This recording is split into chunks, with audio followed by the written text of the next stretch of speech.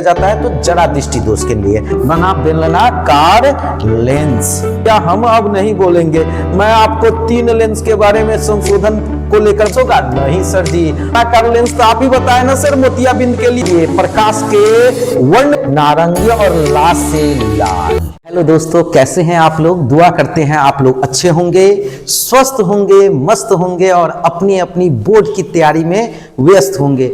आपकी इस व्यस्तता को थोड़ा सा बढ़ाते हैं और बोर्ड के एग्जाम 2025 में पूछे जाने वाले बोर्ड मॉडल ऑब्जेक्टिव क्वेश्चन को लेकर आपके बीच आते हैं। तो चलिए, आज का टॉपिक है फिजिक्स का तीसरा चैप्टर के सभी महत्वपूर्ण ऑब्जेक्टिव जो आपके एग्जाम में 100% लड़ेगा भैया। 100% इसी में से पूछेगा, चाहे फर्स्ट सिटिंग हो या सेकंड सिटिंग। जितने क्वेश्चन आपको बनाने हैं ना इस चैप्टर से, वो क्वेश्चन आपको निश्चित रूप से टकराएगा। तो एक बार जरूर देख के जाए एग्जाम में। और आपके सामने पहला क्वेश्चन है कि किसी वस्तु का प्रतिबिंब आंख के जिस भाग पर बनता है यानी कि पड़ता है वह भाग है दोस्तों रेटिना या दृष्टि पटल। वस्तु का प्रतिबिंब आंख के रेटिना पर प्राप्त होता है। रेटिना का दूसरा नाम है दृष्टि पटल। दोस्तों, इसमें वस्तु का प्रतिबिंब वास्तविक बनता है, रेटिना पर उल्टा प्राप्त होता है और वस्तु से छोटा प्रतिबिंब प्राप्त होता है। याद रखेंगे, वो आंख के किस हिस्सा पर प्रतिबिंब बनेगा? रेटिना पे। रेटिना पर कैसा प्रतिबिंब बनेगा? तो उल्टा, वास्तविक और वस्तु से छोटा प्रतिबिंब बनेगा। तो आइए आगे की ओर बढ़ते हैं और नेक्स्ट क्वेश्चन है नेक्स्ट क्वेश्चन है कि आंख व्यवहार कैसा होता है? आंख का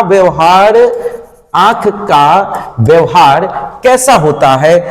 क्वेश्चन पूछ रहा है कि अवतल दर्पण की तरह, उत्तल लेंस की तरह। भैया दर्पण तो सबसे पहले नंबर में नहीं होगा। लेंस में मैंने आपको पिछले भी वीडियो में बता दिया है कि चाहे मानव आंख हो या किसी भी जीव जंतु का आंख हो या सूक्ष्मदर्शी हो या टेलीस्कोप हो, इस सभी में उत्तल लेंस का व्यवहार होता है। किसका व्यवहार होता है? उत्तल लेंस का। तो इसी कारण से इस क्वेश्चन का जो ऑप्शन बी है उत्तल लेंस की तरह, यह बिल्कुल सही आंसर है आपका। अब आगे की ओर बढ़ते हैं। इसी के साथ क्वेश्चन आपके बीच रहा नेक्स्ट। ये क्वेश्चन है कि मानव नेत्र में जिस प्रकार का लेंस पाया जाता है, मानव नेत्र में किस प्रकार का लेंस पाया जाता है? तो उत्तल लेंस। मानव नेत्र में उत्तल लेंस पाया जाता है। और ये सब क्वेश्चन बहुत ही इजी है और बहुत ही शानदार तरीके से आपके एग्जाम में देखने को मिलेंगे। क्वेश्चन कह रहा है कि नेत्र में प्रवेश करने वाले प्रकाश की किरणों का अधिकांश अपवर्तन कहां होता है? याद रखिएगा, आंख में जो प्रवेश करता है प्रकाश की किरण, उसमें जो आप काला भाग देख रहे हो आंख का, इस काले भाग को कहते हैं कॉर्निया। कॉर्निया के बाहरी पृष्ठ है ना, कॉर्निया के बाहरी पृष्ठ। जैसे कॉर्निया आएगा ना तो हम समझ जाएंगे कि यहां प्रकाश की किरणों का अधिकांश अपवर्तन होगा। कॉर्निया के तो ऑप्शन में दे रहा है, जो कॉर्निया भी केवल दे दे तो इसका बिल्कुल सही आंसर है। लेकिन इसी के साथ आपको पूरा क्लियर करके दे रहा है कॉर्निया के किस पृष्ठ पे? तो बाहरी पृष्ठ पे। और इसी के साथ मैं आप लोगों को लेकर आता हूं आगे। कॉर्निया के बीचों बीच में एक बहुत छोटी सी और गोलाकार रचना होती है जिसको तारा कहते हैं, प्यूपिल। उस प्यूपिल से होकर प्रकाश की किरण आंख के लेंस पर पहुंचती है, जिसे तारा को आंख की खिड़की कहा जाता है। अब आइए नेक्स्ट क्वेश्चन है आपका, ये सामान्य दृष्टि के वयस्क के लिए स्पष्ट दर्शन की या स्पष्ट दृष्टि की अल्पतम दूरी है। अल्पतम दूरी मतलब मिनिमम दूरी, कम से कम दूरी। तो समान दृष्टि के वयस्क के लिए स्पष्ट दृष्टि की अल्पतम दूरी, न्यूनतम दूरी है 25 सेंटीमीटर। कितना? 25 सेंटीमीटर। याद रखेंगे ये सेंटीमीटर में होगा, ठीक है ना। अब आगे की ओर बढ़ते हैं। क्वेश्चन है आपका बोर्ड मॉडल, ये जो नेत्र निकट वस्तु को साफ नहीं देख सकता, याद रखेंगे क्वेश्चन क्या कह रहा है, जो नेत्र निकट वस्तु को साफ नहीं देख सकता है, जो नेत्र निकट वस्तु को साफ नहीं देख सकता है, उस नेत्र में होता है। याद रखेंगे दो तरह के दोस्त हैं, दोस्त याद रखेंगे, दोस्त है ना, दोस्त दो तरह के ऐसे दोस्त हैं जो अपने नाम के ठीक विपरीत काम करते हैं। यानी कि जैसे निकट दृष्टि दोष, शब्दों से यह पता चलता है कि निकट की वस्तु को देखने का दोष। दूर दृष्टि दोष, शब्दों से यह पता चलता है कि दूर के वस्तु को देखने का दोष। किंतु मैं आपको बताऊं कि निकट दृष्टि होगी तो निकट की वस्तु स्पष्ट दिखाई देगी। जो दृष्टि दोष होगा ना, जैसे निकट दृष्टि दोष बोल रहा है तो निकट की वस्तु स्पष्ट दिखाई देगी, तो दूर की वस्तु को देखने में समस्या होगी। और दूर दृष्टि दोष है तो दूर की वस्तु स्पष्ट दिखाई देगी, तो निकट की वस्तु को देखने की समस्या होगी। ऐसे दोष जिसमें दूर की वस्तु स्पष्ट दिखाई दे और निकट की वस्तु को देखने की समस्या होगी, ऐसे दोष को दूर दृष्टि दोष कहेंगे। जिसमें निकट की वस्तु स्पष्ट दिखाई देगी और दूर की वस्तु को देखने की समस्या होगी, ऐसे दोष को निकट दृष्टि दोष कहते हैं। और इस दोष के निवारण का भी क्वेश्चन बहुत ज्यादा पूछा जाता है दोस्तों। इस दोष के निवारण का क्वेश्चन बहुत ज्यादा पूछा जाता है। निकट दृष्टि दोष, दूर दृष्टि दोष, जरा दृष्टि दोष, अबिंदुकता, इस चारों से संबंधित क्वेश्चन आपको आगे मिलेंगे। हम आपको उसको भी क्लियर कर देंगे ताकि आपको समझना बड़ा आसान हो जाएगा। तो यहां कह रहा है कि निकट की वस्तु, नेत्र निकट की वस्तु को साफ नहीं देख पाती। मतलब क्या निकट की वस्तु को साफ नहीं देख पाती, तो किस वस्तु को देख पाती है, दूर की वस्तु को साफ देख पाती है। जब दूर की वस्तु को साफ देखेगी तो कौन दोष होगा, दूर दृष्टि दोष। जिस वस्तु को साफ देखेगा वही दृष्टि दोष। दूर की वस्तु को साफ देखेगा तो निकट की वस्तु साफ नहीं दिखाई देगी, इसलिए दूर दृष्टि दोष। इसी में बोलता कि दूर की वस्तु को साफ नहीं देख पाती है, यानी निकट की वस्तु को साफ देखती है, तो निकट दृष्टि दोष। और इसी के साथ दोस्तों हम आगे की ओर बढ़ते हैं और नेक्स्ट क्वेश्चन है आपका स्क्रीन पे। ये क्वेश्चन है कि किस दृष्टि दोष को अवतल और उत्तल दोनों लेंस से बने द्विफोक्सी लेंस द्वारा संशोधित किया जा सकता है। ध्यान देना, किस दृष्टि दोष को अवतल और उत्तल दोनों लेंसों से बने द्विफोक्सी लेंस द्वारा संशोधित किया जा सकता है। यानी उत्तल लेंस और अवतल लेंस दोनों लेंस से मिला हुआ जो लेंस है, उस लेंस को द्विफोक्सी लेंस कहते हैं। उस लेंस को कौन लेंस कहते हैं, द्विफोक्सी लेंस कहते हैं। और द्विफोक्सी लेंस का व्यवहार तभी ना होगा, उत्तल लेंस और अवतल लेंस दोनों लेंस का व्यवहार तब होगा ना जब निकट की वस्तु और दूर की वस्तु दोनों वस्तु को देखने की समस्या आएगी। और निकट की वस्तु और दूर की वस्तु दोनों वस्तु को देखने की समस्या जिस दृष्टि दोष में आती है, उस दृष्टि दोष को जरा दृष्टि दोष कहते हैं। जरा दृष्टि दोष कहते हैं। तो इसी के साथ जरा दृष्टि दोष में आप समझ गए। तो दोस्तों आप लोग जैसा कि देख लिए हैं कि दीर्घ दृष्टि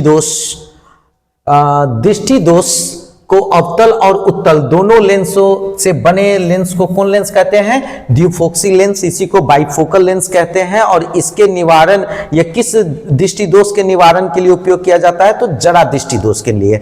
आप लोग को मैं बता दूं कि यहाँ पे चारों दृष्टि दोष आपके सामने हैं स्क्रीन पे, जिसमें आपको जरा दृष्टि दोष के लिए आप देख रहे हो द्विफोक्सी लेंस या इसी को कहते हैं बाइफोकल लेंस।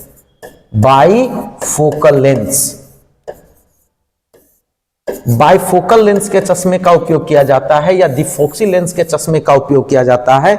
दूसरा, निकट दृष्टि दोष के लिए अवतल लेंस के चश्मे का उपयोग किया जाता है। किस लेंस के, अवतल लेंस के चश्मे का उपयोग किया जाता है।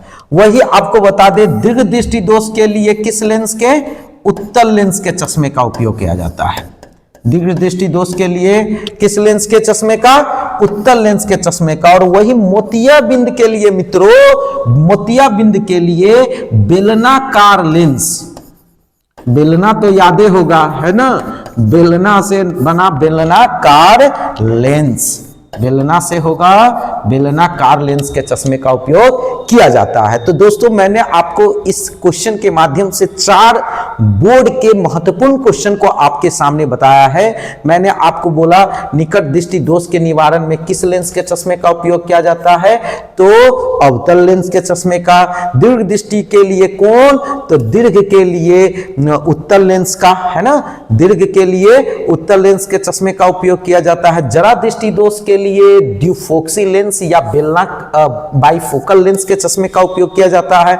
और मोतियाबिंद के उपचार के लिए, मोतियाबिंद के निवारण के लिए कौन लेंस के चश्मे का उपयोग किया जाता है, तो बेलनाकार सिलेंड्रिकल लेंस का उपयोग किया जाता है। और इससे क्वेश्चन निश्चित तौर पे आपके बोर्ड के एग्जाम में देखने को मिलता है दोस्तों। तो आइए अब नेक्स्ट क्वेश्चन की ओर चलते हैं। और नेक्स्ट क्वेश्चन है आपका कि किस लेंस का उपयोग कर, किस लेंस का उपयोग कर, किस लेंस का उपयोग कर दीर्घ दृष्टि दोष को संशोधित किया जा सकता है। याद रखिएगा, दीर्घ मतलब दूर, दीर्घ का अर्थ क्या होगा, दूर, दूर दृष्टि दोष या दीर्घ दृष्टि दोष, है कि नहीं। तो दीर्घ दृष्टि दोष के लिए अभी अभी हम आपको बताए हैं कौन लेंस, और उत्तल लेंस का उपयोग करेंगे। किस लेंस के चश्मे का उपयोग करेंगे, उत्तल लेंस के चश्मे का उपयोग करेंगे। और इसका कारण, इसका जो भी कंडीशन है कि ये दीर्घ दृष्टि दोष कैसे होता है, इसके होने के क्या रीजन है, क्या क्या रीजन है, वो सब कुछ जो है कि हम आपको इसका सब्जेक्टिव क्वेश्चन जो क्लियर करेंगे, टॉपिक वाइज क्लियर करेंगे, वो टॉपिक वाइज सब्जेक्टिव में आपको जो है कि ये क्लियर करेंगे। ये सारे क्वेश्चन 6 नंबर के लिए लॉन्ग टाइप भी बहुत इंपॉर्टेंट है। लॉन्ग टाइप में आपको जो है लॉन्ग वीडियो जो डालूंगा सब्जेक्टिव के लिए, तो उसमें ये सारे क्वेश्चन के रीजन के साथ में आपको क्लियर करूंगा, ठीक है ना। तो मैंने आपको बोला क्या, किस लेंस का उपयोग कर दीर्घ दृष्टि दोष, दूर दृष्टि दोष को संशोधित किया जा सकता है। तो दूर दृष्टि दोष को संशोधित करने के लिए उत्तल लेंस, कन्वेक्स लेंस के चश्मे का उपयोग किया जाता है। नेक्स्ट क्वेश्चन है दोस्तों आपका, आपके स्क्रीन पे ये रहा, निकट दृष्टि दोष। आ जाइए, लाइन से आपके सामने क्वेश्चन आ रहे हैं। निकट दृष्टि दोष को निम्नलिखित में किस लेंस के द्वारा हटाया जाता है, यानी संशोधित किया जाता है। भैया हम अब नहीं बोलेंगे, मैं आपको 3 लेंस के बारे में संशोधन को लेकर बता दिया। जरा दृष्टि दोष के लिए बताया बाइफोकल लेंस या ड्यूफोक्सी लेंस, मोतियाबिंद के लिए बताया बेलनाकार लेंस, अभी दीर्घ दृष्टि दोष, दूर दृष्टि दोष के लिए बताया उत्तल लेंस। तो आप ही बताइए कि निकट दृष्टि दोष के लिए कौन लेंस होगा, उत्तल लेंस होगा? नहीं सर जी, उत्तल लेंस तो किसके लिए होगा, तो दूर दृष्टि दोष के लिए। बाइफोकल लेंस होगा? नहीं सर जी, तो बाइफोकल लेंस किसके लिए होगा, तो सर बाइफोकल लेंस अभी अभी आपने बताया ना, किसके लिए, मोतियाबिंद के लिए? नहीं नहीं सर, किसके लिए, तो जरा दृष्टि दोष के लिए होगा। अच्छा, तो बेलनाकार लेंस होगा? नहीं, बेलनाकार लेंस भी सर नहीं होगा। क्यों भाई, क्यों बेलनाकार लेंस नहीं होगा? तो बेलनाकार लेंस तो आप ही बताए ना सर, मोतियाबिंद के लिए होता है, बिंदुकता के लिए होता है। बच कौन गया, अवतल लेंस। अरे भाई, तो अवतल लेंस का उपयोग, अवतल लेंस का उपयोग किसमें किया जाता है? अवतल लेंस का उपयोग किया जाता है निकट दृष्टि दोष के निवारण में, निकट दृष्टि दोष को हटाने में, निकट दृष्टि दोष को संशोधित करने में अवतल लेंस के चश्मे का उपयोग किया जाता है। तो इसी के साथ ऑप्शन बी आपका बिल्कुल सही जवाब है, और सही जवाब ही नहीं है, इससे रिलेटेड 4 क्वेश्चन बोर्ड मॉडल जो आपका फिक्स है, ठीक ना दोस्तों। तो आइए अब आगे की ओर बढ़ते हैं। नेक्स्ट क्वेश्चन है आपके सामने स्क्रीन पर, ये किस रंग का विचलन, हाँ अब आइए प्रकाश के वर्ण विक्षेपण में आ जाइए। क्वेश्चन है आपका कि किस रंग का विचलन न्यूनतम होता है। विचलन मतलब मुड़ना न्यूनतम होता है। मैं आपको एक शॉर्टली ट्रिक देता हूं, जरा ध्यान से समझिएगा। प्रकाश में यानी श्वेत प्रकाश में, किस प्रकाश में, श्वेत प्रकाश में कुल कितने रंग है, तो श्वेत प्रकाश में दोस्तों कुल 7 रंग है। कुल कितने रंग है, श्वेत प्रकाश में कुल 7 रंग है, जिसका शॉर्ट फॉर्म है बैजानी पिनाला। सुनिएगा ध्यान से, इस टॉपिक से रिलेटेड क्वेश्चन बहुत सारे आपके सामने आएंगे। क्वेश्चन है इसका शॉर्ट नेम बैजानी पिनाला, पिनाला, है ना। देखिए इसमें बै से क्या हो जाएगा, बैगनी, बै से क्या बोलेंगे, बैगनी, जा से जामुनी, जा से क्या होगा दोस्तों, जामुनी, नी से नीला, नी से नीला, ह से हरा, पी से पीला, पी से पीला, ना से नारंगी, नारंगी, ना से नारंगी और ला से लाल, ला से लाल। अब आइए इससे संबंधित और क्लियर करता हूं मैं आप लोगों के बीच क्वेश्चन को कि देखिए इसमें जो सबसे ऊपर जो देख रहे हैं ना बैगनी, इस बैगनी का जो तरंग दैर्ध्य होता है वो सबसे कम, बैगनी, जामुनी, नीला, इस सब का जो तरंग दैर्ध्य है ना वो न्यूनतम होता है, तरंग दैर्ध्य वेवलेंथ न्यूनतम होता है, वही सबसे अधिक वेवलेंथ तरंग दैर्ध्य जो है लाल का होता है। तो जो जितना ज्यादा वेवलेंथ जिसका होगा ना, जिसका ज्यादा तरंग दैर्ध्य होगा ना, जितना अधिक तरंग दैर्ध्य होगा वो विचलन उतना कम करेगा। जैसे देखिएगा स्पीड बाइक, जो राइडर होते हैं ना, राइडर वो स्पीड बाइक चलाते हैं तो वो ज्यादा जो है ना अपने बैलेंस को मेंटेन करने के लिए वो ज्यादा विचलित होंगे, तो थोड़ा वो विचलित थोड़ा होंगे, मुड़ेंगे थोड़ा, पहुंच जाएंगे कहीं और, इसीलिए उसका विचलन देखिएगा बहुत कम, क्योंकि उसके विचलन से जो है ना बहुत ज्यादा ही डायरेक्शन कट होगा। इसी कारण से लाल रंग का जो वेग होता है वो अधिकतम होता है, तरंग दैर्ध्य होता है वो सबसे अधिक होता है। यही कारण है कि लाल का विचलन क्या है, सबसे कम होता है। लाल किरण का विचलन सबसे कम होता है, लाल किरण का विचलन सबसे कम होता है। तो सर जी सबसे अधिक किसका होगा, तो बैगनी का तरंग दैर्ध्य सबसे कम, बैगनी का तरंग दैर्ध्य सबसे कम, तो वेग भी सबसे कम। जब वेग सबसे कम होगा तो वो किसी कण से टकरा के कहीं से कहीं मुड़ जाएगा। बात समझे कि नहीं? देखिएगा ना कि गांव का जो गरीब रहता है उसको जब बाहर निकलेगा जो है कि घर से बाहर, घर में भी है तो चार आदमी चार को कण से टकराएगा, जितने आदमी से टकराएगा वो कण जो है कि कुछ सुना के निकल जाएगा। वैसे ही बैगनी किरण का जो है कि हाल है, वेग जिसका कम है उसका जो है कि विचलन क्या होगा, सबसे अधिक हो जाएगा। विचलन क्या होगा दोस्तों, सबसे अधिक हो जाएगा। इसीलिए मैंने आपको बोला कि बैगनी का विचलन सबसे अधिक होता है, सबसे अधिक होता है। वही लाल किरण का विचलन, लाल किरण का विचलन सबसे कम होता है। उसको वो जो विचलित होने की जो क्रिया है ना वो लाल किरण की बाबू सबसे कम होती है। एनी प्रॉब्लम, बात समझ में आ गई? यानी कि मैं आपको श्वेत प्रकाश से संबंधित मैंने आपको बताया श्वेत प्रकाश में कुल कितने किरण है, 7 किरण है। कौन कौन है, तो बैजानी, बैजानी, पिनाला, बैजानी, पिनाला। बैजानी में बै से क्या होगा, बैगनी, जा से जामुनी, नी से नीला, ह से हरा, पी से पीला, ना से नारंगी, ला से लाल। जिसमें सबसे कम वेवलेंथ तरंग दैर्ध्य किसका होगा, बैगनी का। सबसे कम वेग किसका होगा, बैगनी का। और जब वेग सबसे कम होगा तो विचलित सबसे ज्यादा होगा, कौन, बैगनी।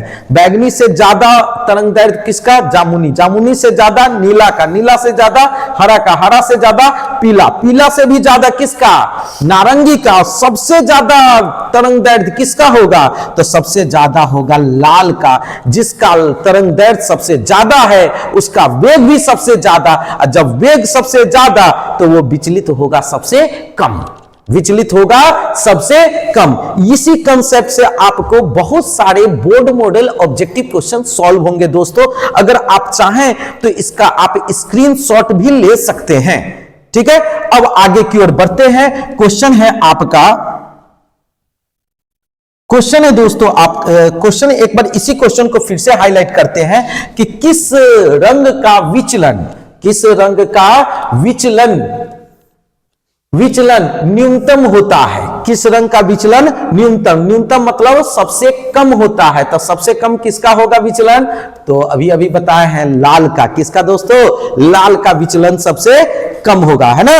अब आइए दोस्तों मैं आपको एक बात और बताऊं, अभी मतलब एकदम क्लियर हो गया आप लोग को समझ में। अब सब यही न्यूनतम के जगह पे सबसे अधिकतम पूछ देता तो क्या बोलते, किस किरण का विचलन सबसे अधिक होता है? तो ऑप्शन के हिसाब से हम बैगनी बोल सकते हैं, क्योंकि ऑप्शन में बैगनी है, और नहीं तो उस सीरीज को फॉलो करते हैं जी, बैगनी के बाद का फॉलो करते हैं बैजा, जामुनी, बैगनी नहीं होता तो जामुनी, जामुनी नहीं होता तो बैजानी, नीला होता, नीला भी नहीं होता, बैगनी भी नहीं होता, जामुनी भी नहीं होता, तो कौन होता? हरा होता।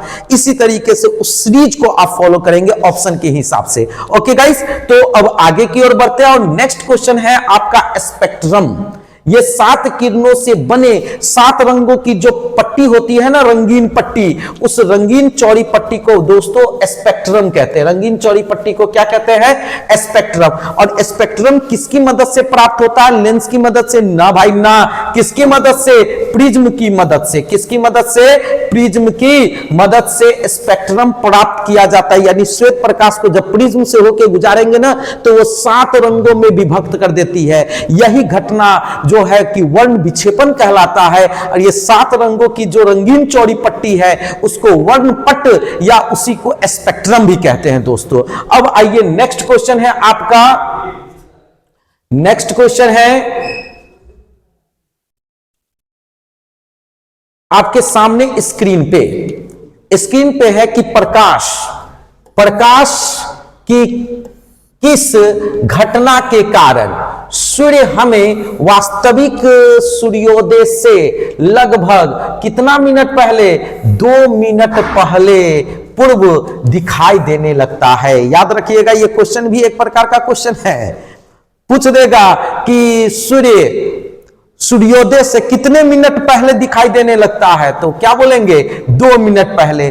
किस कारण से दिखाई देने लगता है? परावर्तन के कारण, प्रकीर्णन के कारण, वायुमंडलीय अपवर्तन के कारण, वायुमंडलीय अपवर्तन के कारण, या वायुमंडलीय अपवर्तन एवं प्रकीर्णन दोनों? नहीं दोस्तों, वायुमंडलीय अपवर्तन के कारण, वायुमंडलीय अपवर्तन के कारण इसका बिल्कुल सही आंसर है। ये जो सूर्योदय और सूर्यास्त के समय ना, ये जो वायुमंडलीय अपवर्तन के कारण ही सूर्य लाल दिखाई देती है, और इसी के कारण, वायुमंडलीय अपवर्तन के कारण ही सूर्य अपने वास्तविक सूर्योदय से 2 मिनट पहले दिखाई देती है।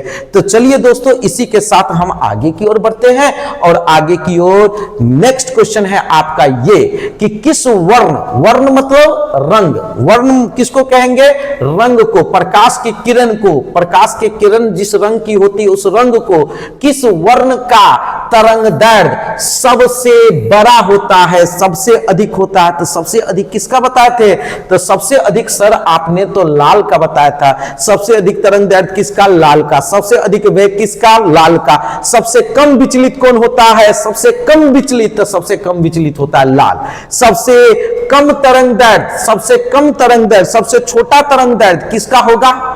तो सबसे छोटा तरंग दैर्घ्य होगा बैगनी का। सबसे कम वेग किसका होगा? बैगनी का। सबसे अधिक विचलित कौन करेगा? तो वो करेगा बैगनी। बात समझ में आ गया दोस्तों? तो चलिए, इससे संबंधित मैंने आपको पहले भी बोल दिया था कि क्वेश्चन निश्चित रूप से देखने को आपको मिलेंगे। नेक्स्ट क्वेश्चन है आपके सामने स्क्रीन पे, टिंडल प्रभाव प्रकाश की कौन सी परिघटना को प्रदर्शित करता है? दोस्तों ध्यान देना बोर्ड पे, है ना, आपके सामने स्क्रीन पे है एक बेहतरीन सा क्वेश्चन, बेहतरीन सा क्वेश्चन है, टिंडल प्रभाव प्रकाश की कौन सी परिघटना को प्रदर्शित करता है? प्रकाश का परावर्तन नहीं भाई, प्रकाश का अपवर्तन, प्रकाश का विक्षेपण, है ना, प्रकाश का प्रकीर्णन। तो टिंडल प्रभाव किससे प्राप्त होता है? प्रकाश के प्रकीर्णन से। किससे दोस्तों? प्रकाश के प्रकीर्णन से। क्लियर है?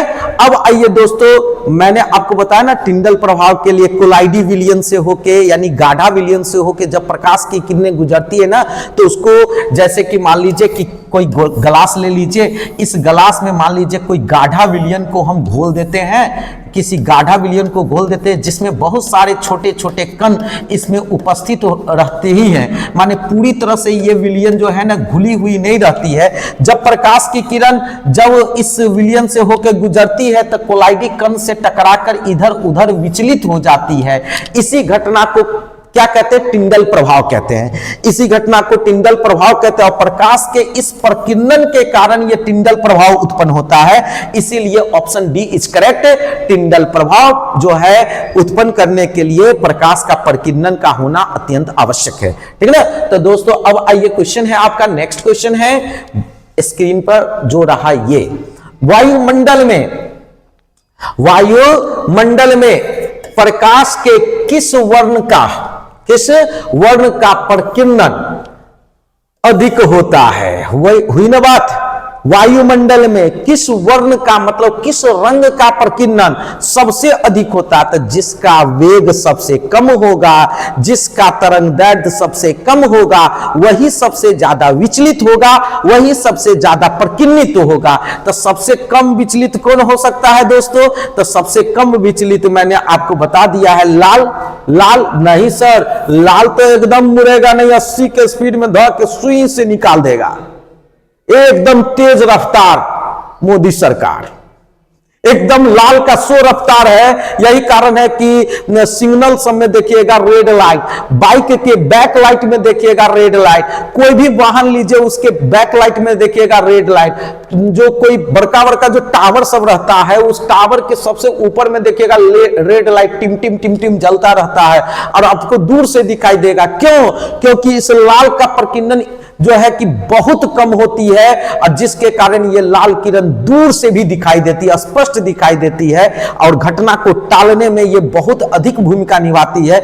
इसीलिए जहां जहां घटना हो सकती है उस घटने वाले लाइट में लाल प्रकाश के किरणों का उपयोग किया जाता है, चाहे वो रेलवे का सिग्नल हो या चाहे आपको जो है हेलीकॉप्टर में जो लाइट का इस्तेमाल किए जाते हैं, टावर में लाइट का इस्तेमाल किए जाते हैं, किसी भी वाहनों के बैक लाइट में जब आप ब्रेक लगाइएगा ना तो पीछे जो लाइट जलेगा वो रेड लाइट होगा, ताकि दूर के भी व्यक्तियों को ना वो रेड लाइट दिखाई दे और स्पष्ट रूप से आप ब्रेक लगाए तो वो ब्रेक लगाए, नहीं ना कि आप ब्रेक लगाए और लाइट नहीं दिखाई देगा तो पीछे वाला ब्रेक नहीं लगाएगा तो आपके ब्रेक लगाने से भी कोई फायदा नहीं, आपको वो वहां लेकर जरूर चला जाएगा जहां नहीं जाना चाहिए। ठीक है ना। इसीलिए दोस्तों आप हमेशा सावधानी से बाइक चलावे, सतर्कता के साथ वाहन को चलावे। अब ब्रेक लगावे ना तो सावधानी से ब्रेक लगावे, पीछे ये भी देखे वो मिरर में जो मिरर लगा रहता है ना आपके वाहन में या बाइक में, बगल में पश दर्पण जो उत्तल दर्पण है उसमें देखे कि पीछे कौन वाहन है, उसी के हिसाब से आप अपने डायरेक्शन को चेंज करें।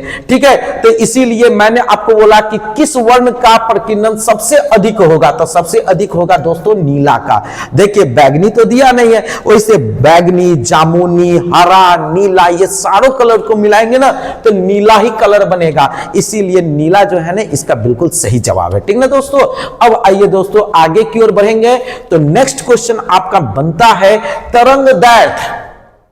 तरंगदैर्घ्य को सामान्यतः वयस्क किस व्यक्त किया जाता है, सॉरी गाइस, तरंगदैर्घ्य को सामान्यतः व्यक्त किया जाता है, डिनोट किया जाता है किस रूप में तो एंगस्ट्रम के रूप में। किसके रूप में? एंगस्ट्रम के रूप में। एंगस्ट्रम बराबर होता है 10 टू दी पावर -10। एंगस्ट्रम को इस तरीके से जो है कि आप देख सकते हैं सूचित किया जाता है एंगस्ट्रम को। एंगस्ट्रम जो है तरंगदैर्घ्य का सामान्यतः व्यक्त किया जाने वाला यूनिट है। ठीक है। अब आगे की ओर बढ़ते हैं दोस्तों और क्वेश्चन आपका नेक्स्ट क्वेश्चन है, मतलब संकेत है। एंगस्ट्रम क्या है? तरंगदैर्घ्य के व्यक्त करने का संकेत है। और नेक्स्ट क्वेश्चन है आपका कि किस वर्ण यानी रंग का तरंगदैर्घ्य सबसे बड़ा होगा। देखिए कितना आसान क्वेश्चन आपके सामने रख दिया है।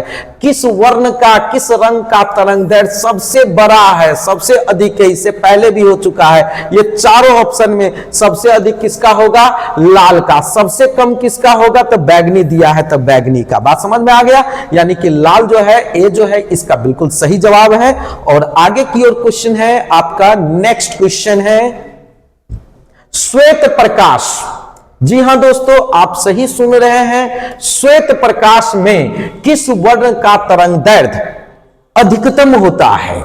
बस वही बात है। किस प्रकाश का, किस वर्ण का तरंगदैर्घ्य अधिकतम होता है, सबसे अधिक होता है? तो किसका बाबू?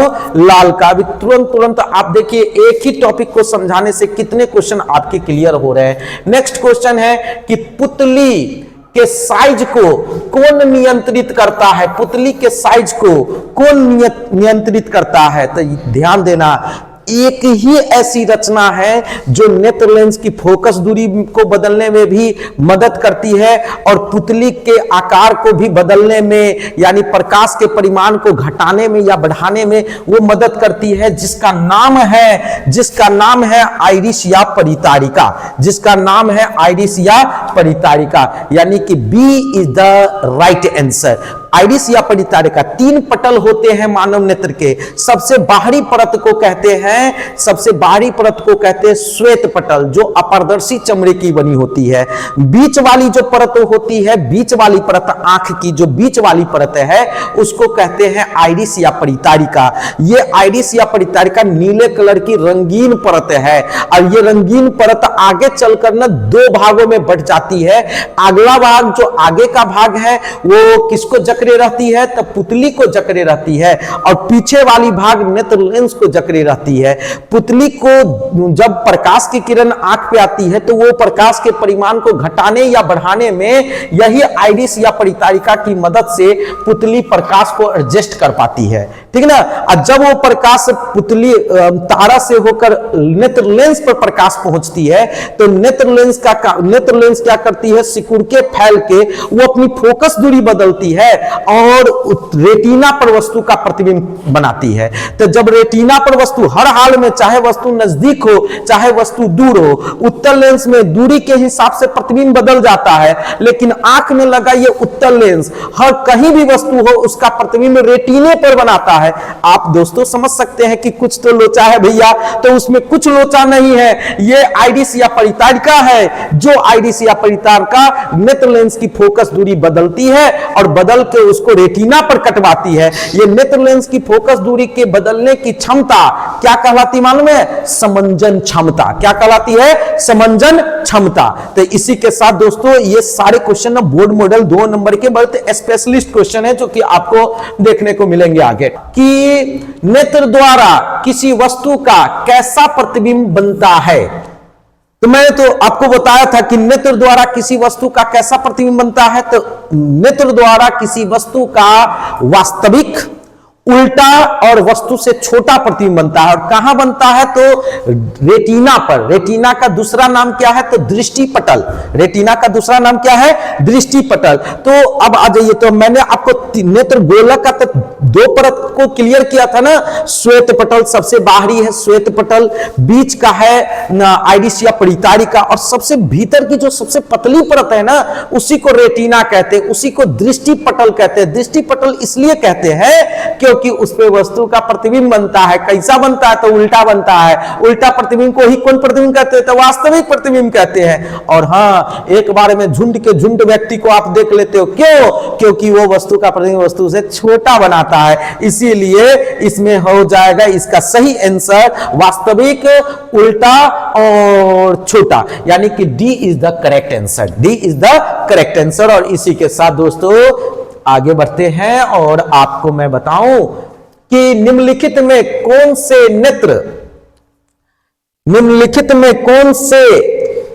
नेत्र का रंगीन भाग है? अभी अभी मैंने आपको बताया था, सबसे बाहरी है श्वेत पटल और बीच वाली भाग है जिसको क्या कहते हैं? आइरिस या परितारिका। ये नीले कलर की है, नीले कलर की है यानी कि रंगीन भाग है। नीले कलर की है यानी कौन भाग है? रंगीन भाग है, यानी कि इसका बिल्कुल सही आंसर क्या होगा?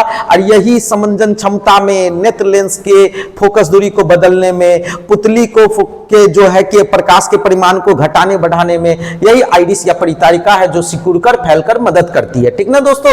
अब आगे की ओर बढ़ते हैं और नेक्स्ट क्वेश्चन है आपका कि किस लेंस का उपयोग कर दीर्घ दृष्टि दोष को संशोधित किया जा सकता है? ये तो आपको पहले भी क्लियर कर चुका हूं दोस्तों। कौन लेंस? दीर्घ दृष्टि दोष के लिए, दूर दृष्टि दोष के लिए कौन लेंस?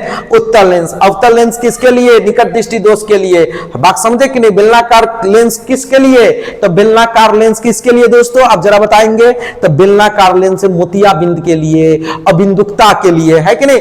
और अवतल लेंस, उत्तल लेंस कभी अवतल नहीं, अवतल लेंस और उत्तल लेंस से बने बाइफोकल लेंस यानी ड्यूफोक्सी लेंस के चश्मे का उपयोग किसके लिए किया जाता है, किसको दूर करने के लिए, तो उस जरा दृष्टि दोष के निवारण के लिए, दूर करने के लिए, है कि नहीं। अब नेक्स्ट क्वेश्चन है आपका, आपके स्क्रीन पर रहा ये, श्वेत प्रकाश में वर्ण विक्षेपण उत्पन्न करता है। श्वेत प्रकाश में वर्ण विक्षेपण कौन उत्पन्न करता है, तो मैंने आपको बताया कि स्पेक्ट्रम बनाता है और श्वेत प्रकाश को 7 अवयवी रंगों में बांटने की क्रिया वर्ण विक्षेपण कहलाती है। अब बांटकर जो रंगीन चौड़ी पट्टी प्राप्त होता है जिसको स्पेक्ट्रम या वर्णपट कहते हैं, यानी कि वर्णपट या स्पेक्ट्रम बनाने में या वर्ण विक्षेपण बनाने में या श्वेत प्रकाश को 7 अवयवी रंगों को बांटने में किसकी मदद ली जाती है, तो प्रिज्म की। किसकी मदद ली जाती है दोस्तों, प्रिज्म की मदद ली जाती है। तो इसी के साथ आपका बोर्ड मॉडल टॉप लेवल के क्वेश्चन आपके सामने स्क्रीन पे है और क्वेश्चन है प्रकाश आकाश का नीला रंग का होना किस परिघटना का परिणाम है, किस परिघटना का परिणाम है, तो भैया परावर्तन का नहीं, अपवर्तन का नहीं, प्रकाश के प्रकीर्णन का, किसका, प्रकाश के प्रकीर्णन का। आकाश का नीला रंग का होना प्रकाश के प्रकीर्णन यानी कि बाकी के प्रकाश जो है ना मुड़ जाते हैं, नीला प्रकाश हमारे आंख में आता है, कहां से, प्रकीर्णित तो होकर हमारे आंखों में आता है, जिसके कारण हमारे आंखों से जब हम आसमान को देखते हैं तो नीला दिखाई देता है। इसीलिए यह घटना कौन सी है, प्रकाश का प्रकीर्णन, प्रकाश का प्रकीर्णन। और इसी के साथ नेक्स्ट क्वेश्चन है आपका, क्वेश्चन नेक्स्ट है दोस्तों कि प्रकाश का न्यूनतम तरंग दैर्ध्य, न्यूनतम तरंग दैर्ध्य का मतलब हुआ सबसे कम तरंग दैर्ध्य। प्रकाश का सबसे कम तरंग दैर्ध्य कितना होगा दोस्तों, तो 380 नैनोमीटर, 380 नैनोमीटर प्रकाश का न्यूनतम तरंग दैर्ध्य का मान है। और मैं आपको लेकर आऊं नेक्स्ट क्वेश्चन। ये क्वेश्चन आपको पिछले वीडियो में भी देखने को मिले थे। तारे के टिमटिमाने का क्या कारण है, तारे के टिमटिमाने का कारण है वायुमंडलीय अपवर्तन।